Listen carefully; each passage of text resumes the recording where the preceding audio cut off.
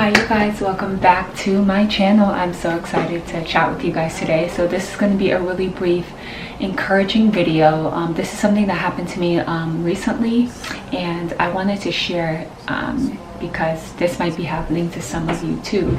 So I recently had a breakthrough.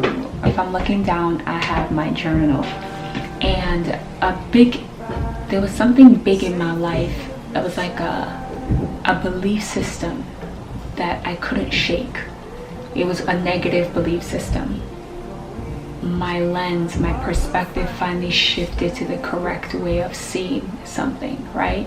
So basically what I'm trying to say is I had a big mental and emotional breakthrough. I was so happy, and I just felt like I was in this warm cocoon, like I was just floating. I had a friend that reached out to me, and she was telling me about a recent breakthrough she had.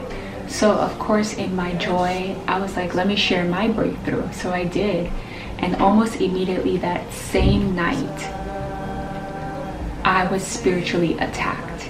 And you know, for anyone who might be randomly popping in, this is a Christian YouTube channel. We talk about things like spiritual warfare, and so you know, we know that we have an enemy called Satan who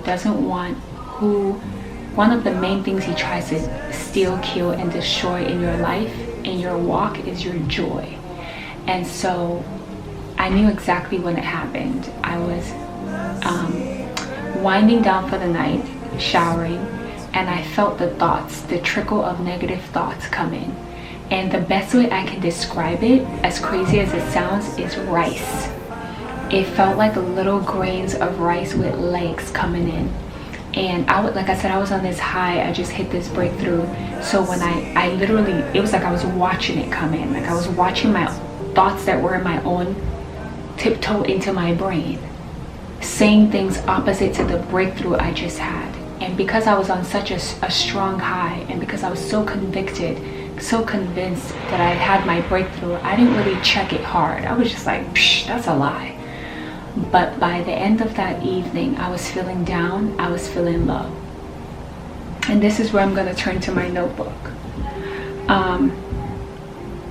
I was really blown up. I was like really sad. I was very sad about it. I talked to the Lord. I talked to a friend. She prayed for me, I believe. And then she also told me, ask God to restore your joy. Satan has tried to attack me in a similar fashion. And so I want to say maybe like a few days later or a week later, that cocoon, that warm cocoon that I lost had been replaced by a sense of peace. A great deal of peace is actually what I wrote in my journal. And I said, I feel like you've replaced, I was talking to God in my journal, I said, I feel like you've replaced that cocoon with something more substantial.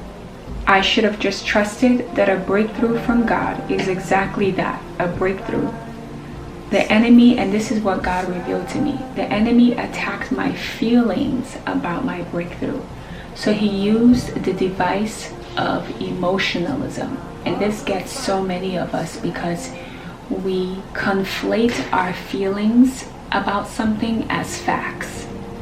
It doesn't matter if God is parting the Red Sea in front of us. If we feel bad that day, it's either we don't even acknowledge that the Red Sea is being parted, or we think he's going to close the Red Sea while we're walking in the middle of it, or we think maybe that's a trap from Satan. Like there's just so many things that happens when you trust your feelings about something.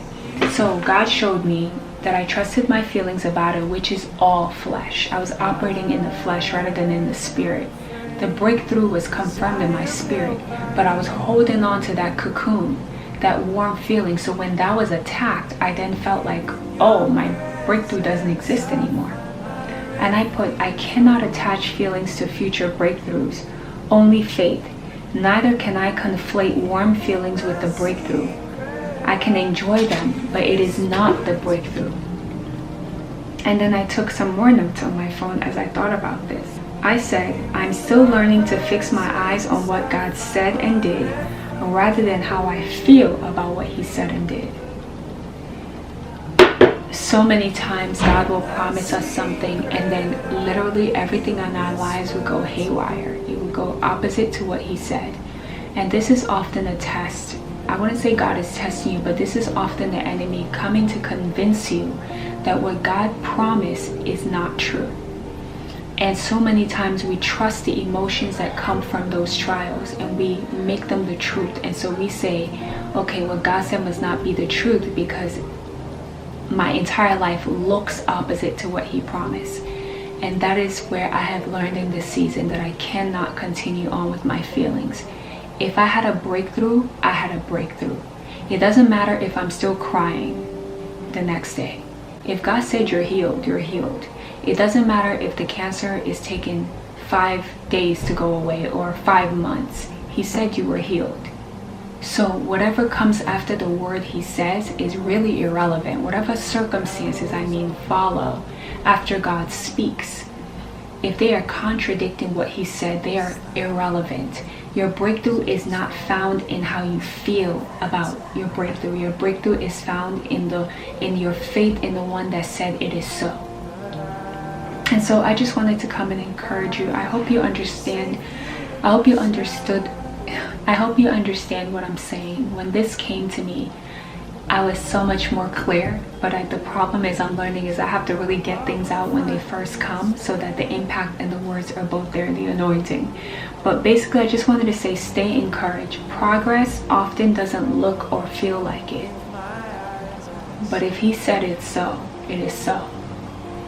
So just keep holding on to your faith rather than your feelings, because as long as there's flesh, Satan has something to attach to. Because as long as there's flesh, Satan has something to attach to. But when all he can find in you is faith, which is a spiritual gift, he has nothing to attach to. He can't take what he didn't give you. He can't take anything that doesn't align with him. But if you're aligning with him with your feelings, he can disrupt that all day long. So beware the device of emotionalism. Beware the device of conflating your feelings with a breakthrough and assuming they're one and the same. Enjoy your feelings. If you're feeling warm one day, enjoy it. If you're feeling sad one day, okay, rock, go through that. But don't doubt what you know God did. All right, you guys, I hope that blessed you, and I'll see you next time.